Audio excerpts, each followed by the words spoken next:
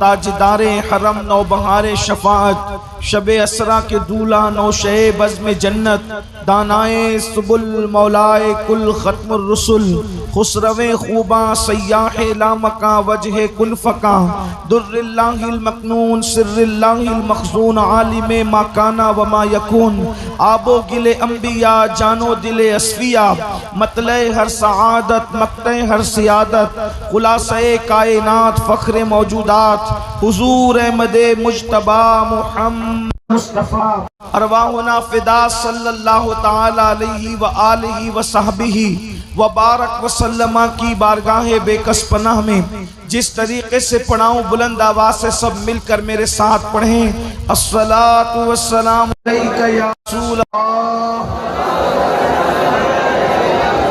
الصلاۃ والسلام علیک یا نبی اللہ الصلاۃ والسلام علیک یا حبیب اللہ وعلی آلک واصحابک یا نور اللہ صلی اللہ تعالی علیہ وسلم۔ بندہ ملنے کو قریب حضرت قادر گیا، بندہ ملنے کو قریب حضرت قادر گیا، لمعے باطن میں گمنے جلوے ظاہر گیا۔ واسطہ پیارے کا ایسا ہو کہ جو سنی مرے، واسطہ پیارے کا ایسا ہو کہ جو سنی مرے، یوں نہ فرمائے تیرے شاہد کہ وہ فاجر گیا۔ اور عرش پر دھومے مچے وہ مومن صالح ملا، عرش پر دھومے مچے وہ مومن صالح ملا، فرش سے ماتم اٹھے وہ طیب و طاہر گیا، فرش سے ماتم اٹھے وہ طیب و طاہر گیا۔ اور ٹھوکرے کھاتے پھرو گے ان کے در پہ پڑ رہو، اور اس سے پہلے کیوں جناب ابو ہریرہ تھا وہ کیسا جام شیر، کیوں جناب ابو ہریرہ تھا وہ کیسا جام شیر، جس سے 70 صاحبوں کا دودھ سے منہ پھر گیا۔ اور ٹھوکرے کھاتے پھرو گے ان کے در پہ پڑ رہو، قافلہ تو اے رضا اول گیا آخر گیا۔ یقیناً جالے کی سرزمین سے جو میرے حوالے سے محبتیں ہیں، وہ محبتیں میں نے کچھ خاص پہلے دیکھی تھی، حضرت علامہ مفتی منظر صاحب اور بھائی کفیل انبر کی شکل میں، کہ یہ لوگ مجھ سے بڑی محبت کرتے ہیں۔ لیکن آج مجھے یہاں آ کر کے پتہ چلا کہ جالے کے خواص ہی نہیں بلکہ جالے کی عوام بھی محبت کرنے میں بے مثال ہے۔ نعرہ تکبیر، نعرہ رسالت۔ ایسا بارش کا ماحول ہو اور کھڑے ہونے کا معاملہ ہو تو لوگ میدان چھوڑ کے بھاگ جاتے ہیں، لیکن واقعی جالے والوں پر مخدوم سمنا کا خاص فیضان ہے کہ ان کے دلوں کے اندر نبی اور آل نبی کی سچی محبت موجود ہے۔ میں بہت دیر تک آپ کو آزمائش میں نہیں رکھوں گا، اس لیے کہ اگر آپ ہم سے محبت کرتے ہیں تو اس کا یہ مطلب نہیں کہ ہم آپ کا امتحان لیں۔ آپ کھڑے ہوئے بھی ہیں، بارش بھی ہو رہی ہے، آپ بھیگ بھی رہے ہیں، اس لیے میں بہت مختصر گفتگو کرنا چاہوں گا۔ اور اگر آپ کا شوق سلامت رہا میرے ساتھ تو جتنی دیر آپ سننا چاہیں گے پھر میں اتنا سناؤں گا بھی انشاءاللہ۔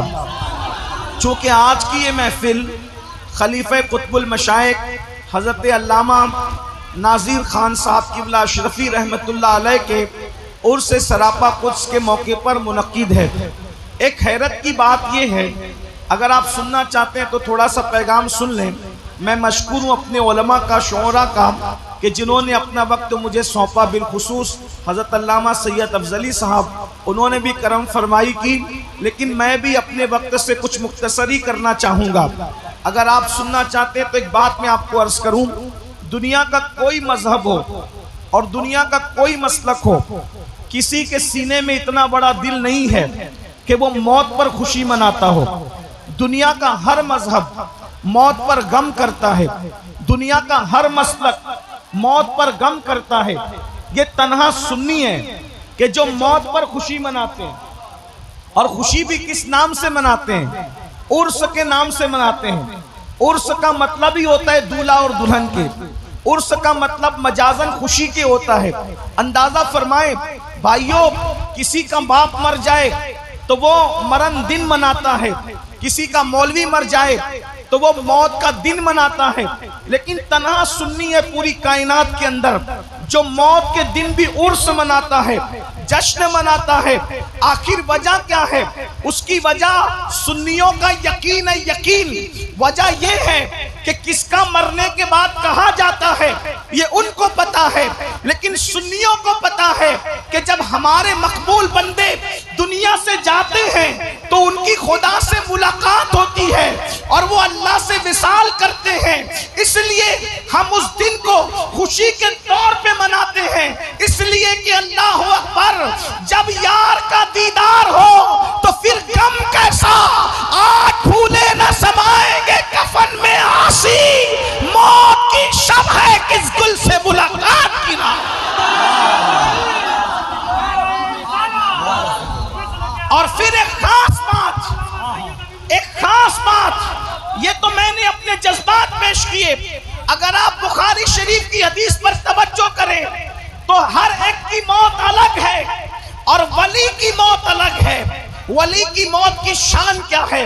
میرے نوجوانوں، ولی جب دنیا سے جاتا ہے تو ایسے ہی نہیں جاتا، بلکہ ولی دنیا سے کی شان سے جاتا ہے۔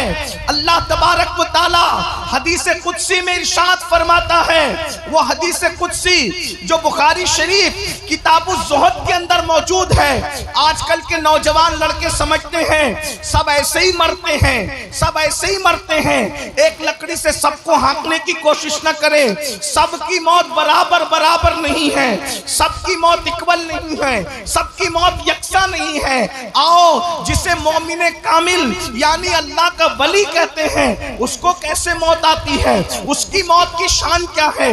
بخاری شریف کتاب الزہد کی وہ آخری حدیث کا حصہ ہے۔ اللہ پاک ارشاد فرماتا ہے، یہ حدیث آپ نے بار بار سنی لیکن آخری ٹکڑا بیان سے رہ جاتا ہے اکثر۔ وہ حدیث کیا ہے؟ جب بندہ نوافل کی کثرت کرتا ہے تو میں اس کی آنکھ ہو جاتا ہوں، میں اس کے کان ہو جاتا ہوں، میں اس کی زبان ہو جاتا ہوں، میں اس کے پیر ہو جاتا ہوں، میں اس کے ہاتھ ہو جاتا ہوں۔ یہ روایت آپ نے بار بار سنی ہوگی، اسی کا آخری حصہ ہے۔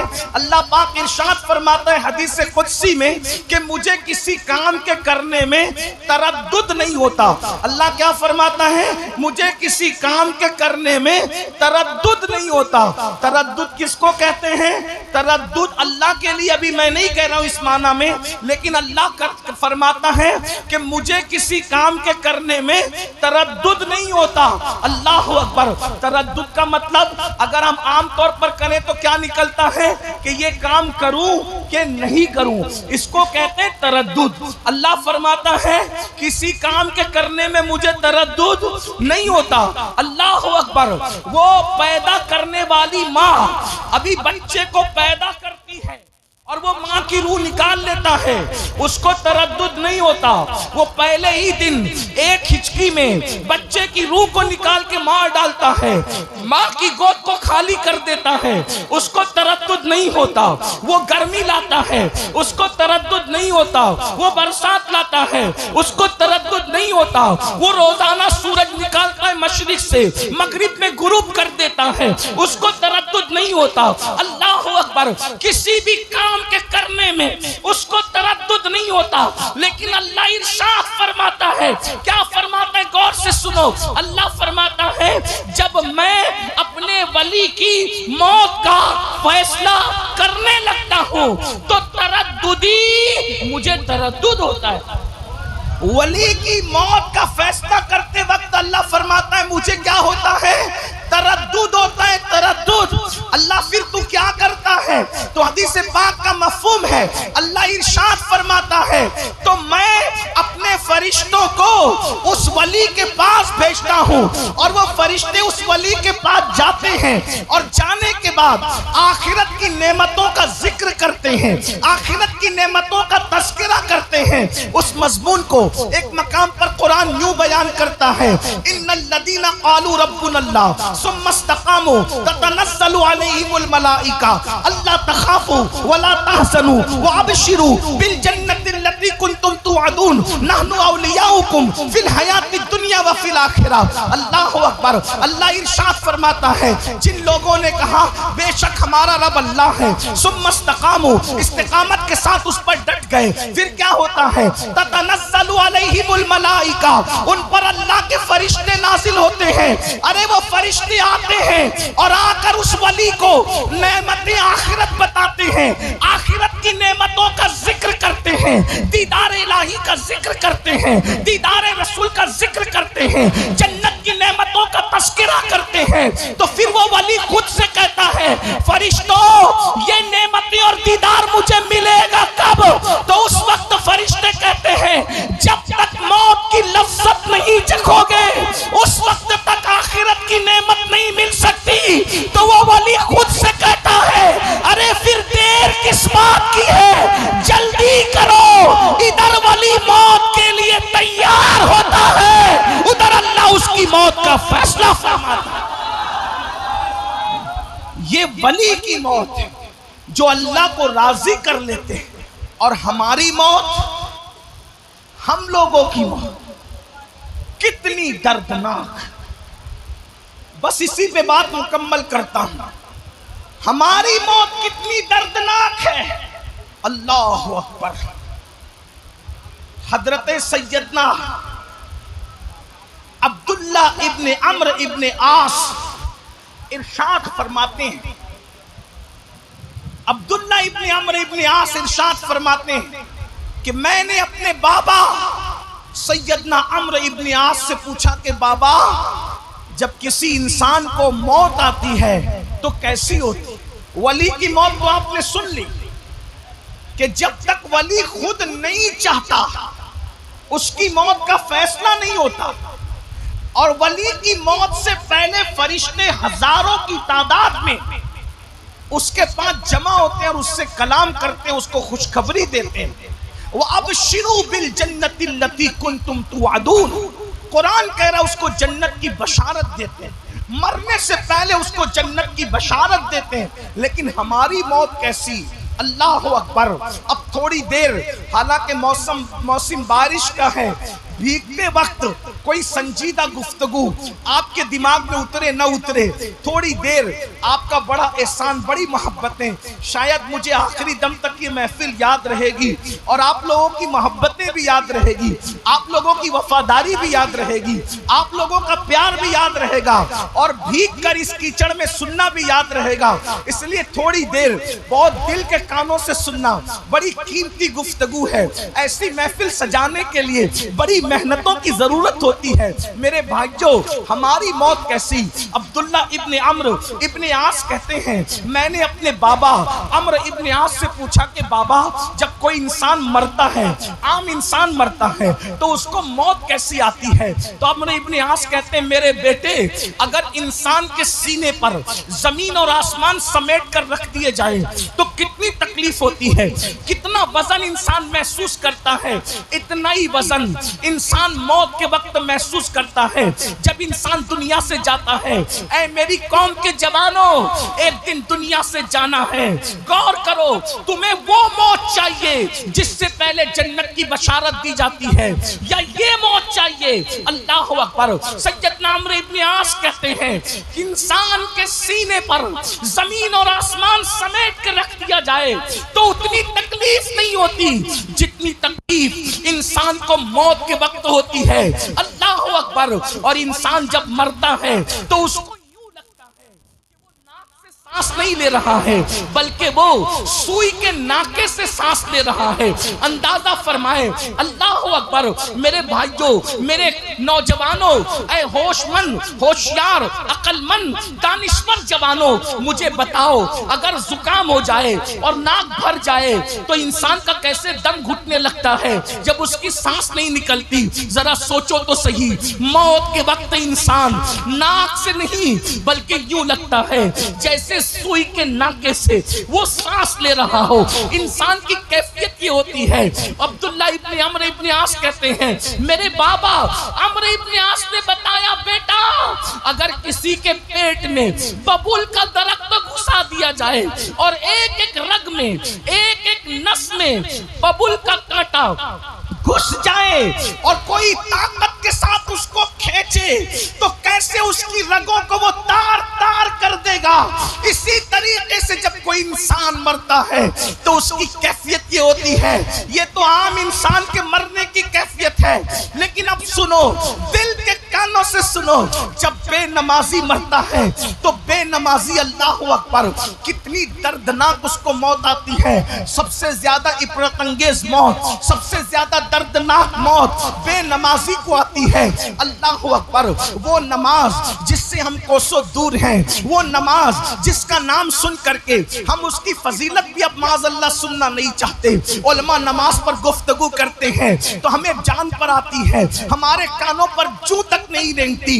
اے میرے آقا علیہ السلام کے دیوانوں, مصطفیٰ جان رحمت کے غلاموں, ولیوں کے نام پہ جان دینے کی بات کرنے والوں, ایک دن موت تم کو بھی آنا ہے, ایک دن موت ہمیں بھی انشاءاللہ آنے والی ہے. موت کی تلوار ہمارے سروں پہ لٹک رہی ہے.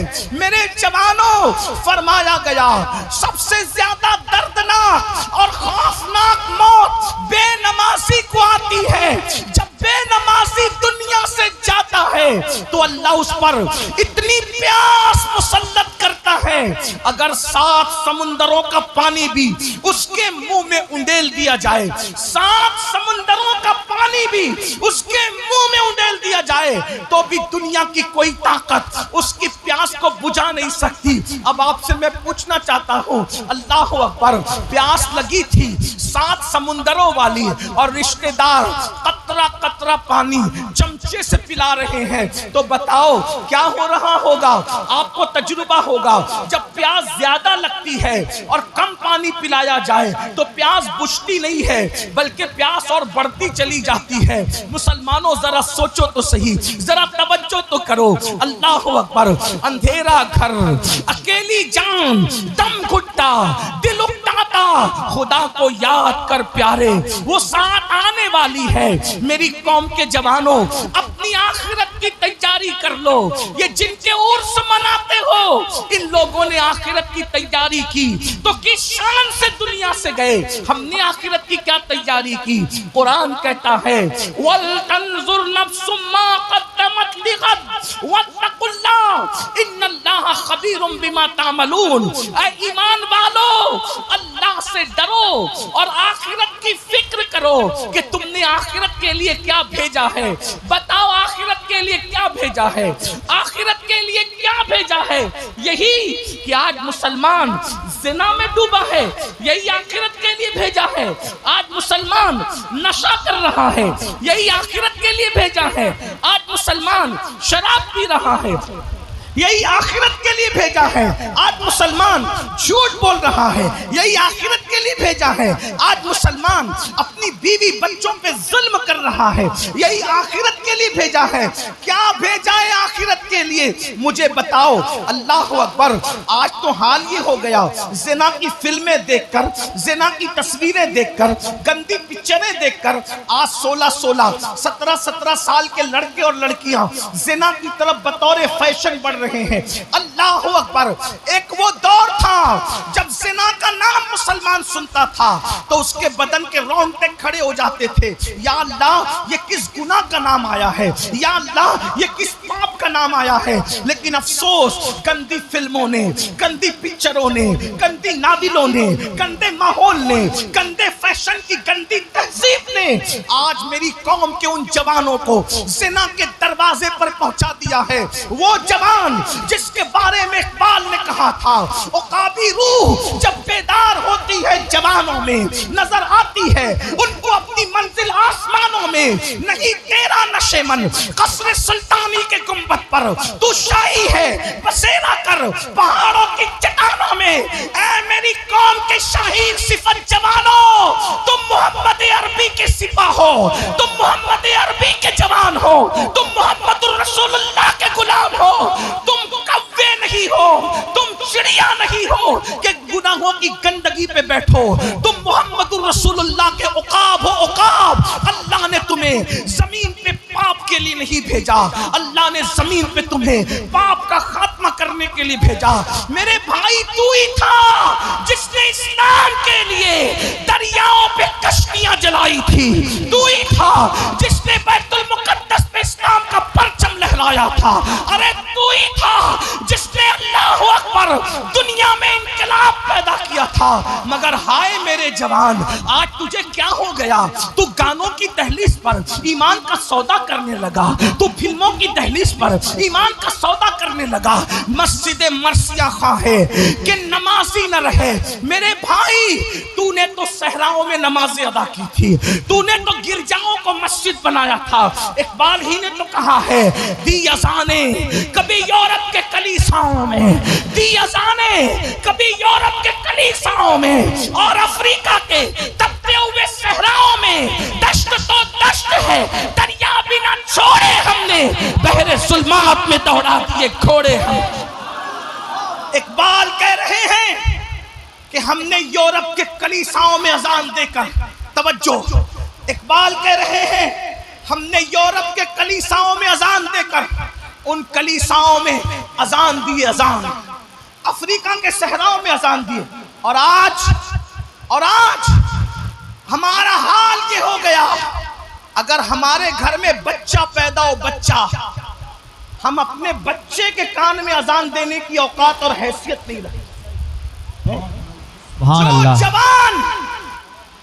جو جوان اپنے بچے کے کان میں اذان دینے کا علم نہ رکھے، وہ کلیساؤں میں کیا اذان پڑے گا، وہ صحراؤں میں کیا اذان پڑے گا۔ ارے مسلمانوں کا علمی وقار اتنا گر چکا، نہ اپنے بچے کے کان میں اذان دے سکتے ہیں اور نہ اپنے باپ کا جنازہ پڑھا سکتے ہیں۔ جس قوم کا علمی گراف اتنا نیچے گر جائے کہ وہ اپنے بچے کے کان میں اذان نہ پڑھ سکے اور اپنے باپ کا جنازہ نہ پڑھا سکے، پھر زندگی کس چیز کا نام؟ زنا کا، نشے کا، شراب کا، بے نمازی پن کا، عیاشی کا، آوارگی کا۔ بتاؤ، مرنا نہیں ہے، موت نہیں آنی ہے۔ اے ہزاروں جوانوں، تقریر سننے کے لیے تمہارے جو جذبات ہیں، اگر عمل کرنے کے لیے یہی جذبات پیدا ہو جائیں تو پوری دنیا کے اندر انقلاب آ جائے۔ سبحان اللہ، نعرہ تکبیر، نعرہ رسالت، عرس مقدس، مذہب اسلام، نعرہ تکبیر۔ کتنی خوشی ہوتی ہے۔ ارے بارش میں بھیگ کر کے تقریر سن رہے ہو تو کبھی بارش میں بھیگ کر مسجد بھی جانا سیکھو۔ زندہ باد، زندہ باد۔ ٹھنڈیوں کے اندر سردی میں کپ کپاتی میں مسجد بھی جانا سیکھو۔ ایک بات کہہ دوں، تقریر نہیں سنی تو اللہ یہ نہیں پوچھے گا کہ تم تقریر سننے کیوں نہ گئے، لیکن اللہ قیامت کے دن سب سے پہلے اگر پوچھے گا تو پوچھے گا تو نے نماز کیوں نہیں پڑھی۔ ابھی حضرت نے پوچھا نا کون نماز پڑھ کے آیا، خو گرے حمد سے تھوڑا سا گلا بھی سن لے۔ بھائیو، اب تو بہت سارے مائک سنبھالنے والے بھی نماز کے بغیر آتے ہیں۔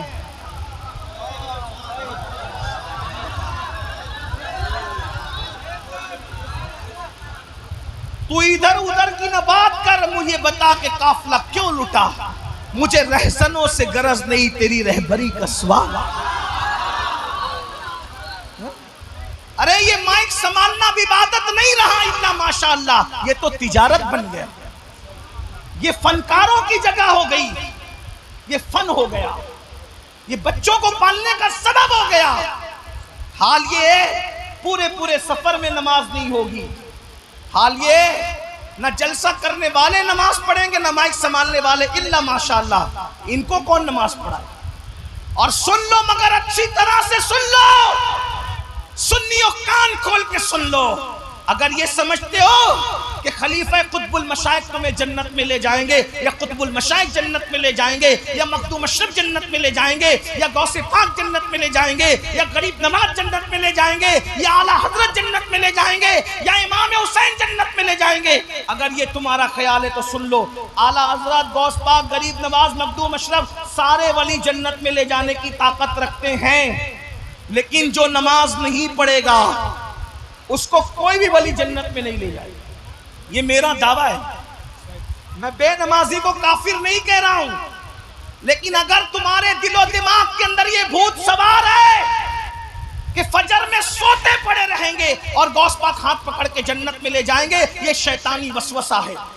غریب نواز جنت میں لے جائیں گے، یہ شیطانی وسوسہ ہے. میرے جوانوں، ارے جب ان کے نانا صلی اللہ علیہ وآلہ وسلم جس سے ناراض ہے، مجھے بتاؤ کیا غریب نواز اس سے راضی ہے؟ غوث پاک اس سے راضی ہے؟ مخدوم پاک ان سے راضی ہے؟ اللہ کے رسول نے ارشاد فرمایا، آقا فرماتے بے نمازی کو بھیک بھی مت دو. توجہ ہے، غور فرمائیں.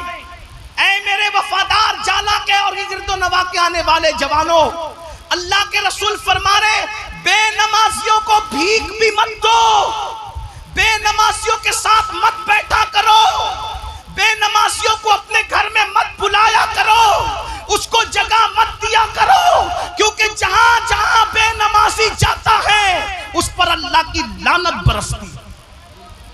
بتائیے، اللہ کے رسول فرما رہے، آقا فرماتے ہیں جس نے جان بوجھ کے نماز چھوڑ دی.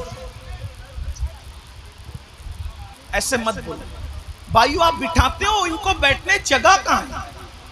بارش ہو رہی ہے، یہ بیچارے بھیگنے سے ڈر کر کے کھڑے ہیں، کہاں بیٹھیں گے؟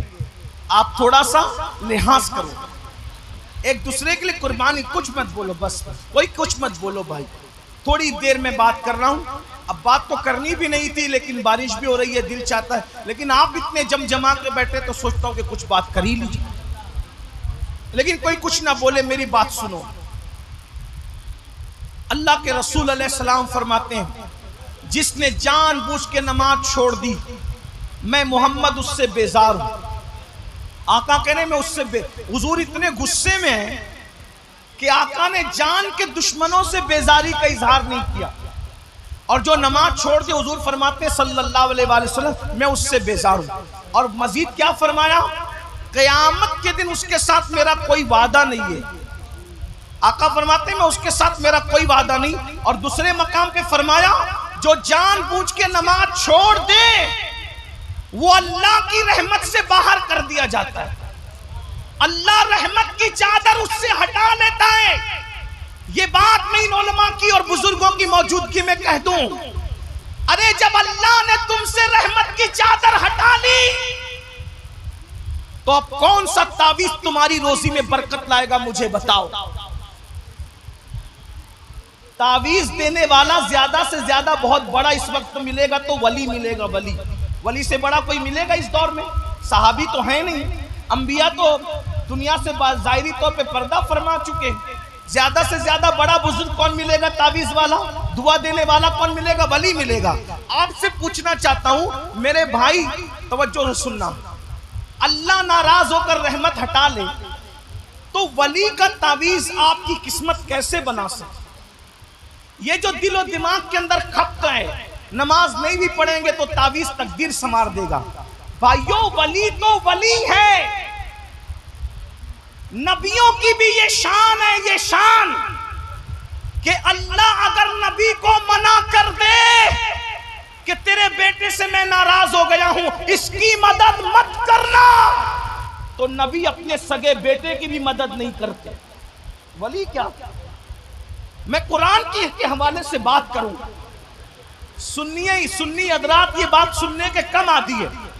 ان کو تو یہ سننا ہے نا کہ جلسے میں آئے ہو تو فلاں بزرگوں کو دیکھو اور جنت میں جاؤ، اور فلاں کو دیکھو جنت. اور جن کا جنت میں جانے کی کوئی گارنٹی نہیں ہے، یہ اللہ کے بندے ان کے چہرے دکھا کے جنت بانٹ رہے. اس لیے حق سننے آئے ہو تو سنو. اگر اللہ اپنے اولو العزم پیغمبر سے کہہ دے کہ تو اپنے بیٹے کی مدد مت کرنا، تو وہ نبی اپنے بیٹے کی بھی مدد نہیں کرتے۔ قرآن کہتا ہے، قرآن اٹھا کے پڑھو، نوح علیہ السلام کو اللہ نے کہا سب کو کشتی میں بٹھا لینا، جو ایمان نہیں لایا اس کو مت بٹھانا۔ بھائیو چوہوں کو تک بٹھا لیا کشتی میں، اور بتاؤں سور کو تک بٹھا لیا کشتی میں، کتوں کو تک بٹھا لیا کشتی میں، لیکن یہ اللہ کی شان، اللہ نے کہہ دیا تیرے بیٹے کو مت بٹھانا۔ توجہ ہے، اگر قرآن پہ ایمان لائے تو یہ قرآن ہے، قرآن کی تفسیر ہے۔ تھوڑا عبرت کی آنکھیں کھولو، عبرت کی آنکھوں سے سنو، عبرت کی آنکھوں سے دیکھو، عبرت کے کان سے سنو۔ اللہ فرما رہا ہے نوح تیرے بیٹے کو کشتی میں مت لینا۔ قرآن ہے، قرآن، قرآن کی تفسیر۔ نوح کی علیہ السلام کی کشتی میں سب بیٹھ گئے، بنائی نوح علیہ السلام نے، تیار کی نوح علیہ السلام نے، سب کو لے لیا، سگا بیٹا سامنے کھڑا ہے، نہیں لیا۔ اللہ سے عرض کی مولا اجازت دے دے، میرا بیٹا ہے نا، بیٹا تو بیٹا ہی ہوتا ہے، باپ تو باپ ہی ہوتا ہے، باپ کے جذبات ہوتے ہیں بیٹے کے لیے۔ نوح علیہ السلام نے کہا مولا میرا بیٹا ہے نا، اجازت دے لے لوں۔ اللہ نے کہا نہیں لے سکتے، کیونکہ میں اس سے ناراض ہوں، نہیں لے سکتے۔ میرے بھائیوں تھوڑی توجہ، غور کرو، کیا تم نبی کے بیٹے ہو؟ نبی کی اولاد ہو؟ نبی کا سگا بیٹا کھڑا ہے باہر کشتی کے، اللہ کہہ رہے مت لینا۔ پھر نوح علیہ السلام نے تیسری بار عرض کیا مولا میرا بیٹا ہے نا، اجازت دے دے میں لے لوں۔ اللہ نے کہا نوح اگر آپ اس کی سفارش کرو گے تو اپنے محبوبوں کی فہرست سے تمہارا نام نکال دوں۔ کوئی توجہ ہے آپ کی؟ ارے جب اللہ ناراض ہو تو نبی اپنے بیٹے کو منع کرنے کی وجہ سے اپنے بیٹے کو کشتی میں سوار نہیں کر سکتے، تو جن سے اللہ ناراض ہو ولی لوگ ہاتھ پکڑ کے ان کا جنت میں کیسے لے جا سکتے؟ اس لیے خدا کے لیے توبہ کرو۔ جو مال کماتے ہو وہ یہی چھوڑ کے جانا ہے۔ ارے جو مال چھوڑ کے جانا ہے، 8-8 گھنٹے 10-10 گھنٹے وہ مال کمانے کے لیے محنت کرتے ہو، اس مال کو کمانے کے لیے دلی تک جاتے ہو، کلکتہ تک جاتے ہو، بمبئی تک جاتے ہو، حتیٰ کہ سعودی اور دبئی تک جاتے ہو۔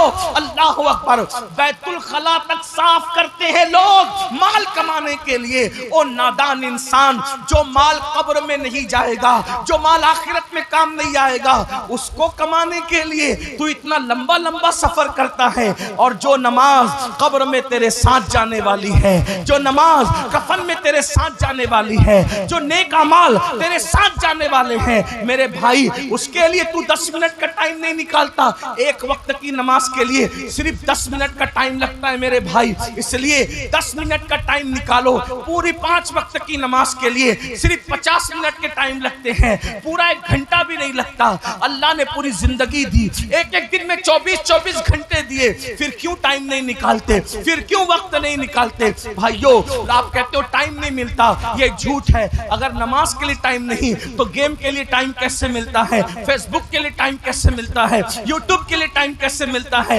لوگوں کے ساتھ بیٹھنے کے لیے، ارے سب کے ساتھ کے لیے ٹائم ملتا ہے، رب کی بارگاہ میں حاضر ہونے کے لیے ٹائم نہیں ملتا۔ اس لیے کہنا تو بہت کچھ چاہتا تھا، مضامین تو بہت سارے ذہن میں لے کر آیا تھا، لیکن موسم اس بات کی اجازت نہیں دیتا کہ آپ کو مزید میں کھڑا رکھوں، اسی لیے آج اسی پر اپنی گفتگو مکمل کرتا ہوں۔ انشاءاللہ پھر ملاقات ہوگی، کبھی آنا ہوگا تو آپ سے تفصیلی گفتگو کریں گے۔ لیکن آج بتاؤ عرس خلیفہ قطب المشائخ میں آنے والوں، کون آج سے عہد کرتا ہے کہ میں توبہ کروں گا اور آج کے بعد نمازی بننے کا عہد کرتا ہوں؟ کتنے لوگ ہاتھ اٹھاتے ہیں؟ سبحان اللہ۔ بھائیوں ہاتھ اٹھاؤ گے تو بھی نماز فرض ہے، نہیں اٹھاؤ گے تو بھی فرض ہے، لیکن اٹھا کے اللہ کو گواہ بنائے، اٹھا کے رکھے ذرا۔ اے اللہ یہ قبولیت کی گھڑی میں ہاتھ اٹھانا نماز کے لیے ان کا کام تھا، ان کے اٹھے ہوئے ہاتھوں کی لاج رکھنا تیرے کرم پر ہے مولا۔ ان سب کو نمازی بنا دے، ان سب کو نیک بنا دے، سب کی زندگیوں میں انقلاب پیدا فرما دے، اور اللہ پاک حضور قطب المشائخ کے फयूज़ व बरकत से माला माल फरमा दे। मुफ्ती साहब फरमा रहे बारिश में जाएंगे भी ये लोग कहाँ, लेकिन ये बात तो है कहाँ जाएंगे। मगर मैं चूंकि सूफिया का मानने वाला आदमी, सूफिया का गुलाम हूँ, ये लोग इतनी कीचड़ में खड़े रहेंगे, मुझे डर ये लग रहा है कि जंगल है, कीचड़ है, कोई जानवर इनको अजियत न पहुंचा दे। मेरी तवज्जो उस तरफ है, इसलिए मेरा एक एक उम्मती मेरे नबी का, मेरा एक एक मेरा भाई मेरे नबी का उम्मती, एक एक मेरे आका का उम्मती मेरे लिए बहुत कीमती है। और ये हमारे कौम की आबरू है, ये हमारे नौजवान, अल्लाह आपकी हिफाजत करे, आपके अकीदे की हिफाजत करे, आपके ईमान की हिफाजत करे इंशाअल्लाह। ये तो मैंने यूं ही आपके सामने कुछ तबरुकन अर्ज कर दिया, कभी इंशाअल्लाह जिंदगी रही तफसीली गुफ्तगू इत्मीनान से करेंगे। और मुफ्ती मंजर साहब से कहेंगे कि भाई इतना छोटा पिंडाल न बनाना, बल्कि कुछ बड़ा करना ताकि ये सब बैठ सके और हम भी बैठ सके। अस्सलामु अलैकुम व रहमतुल्लाहि व बरकातुहू।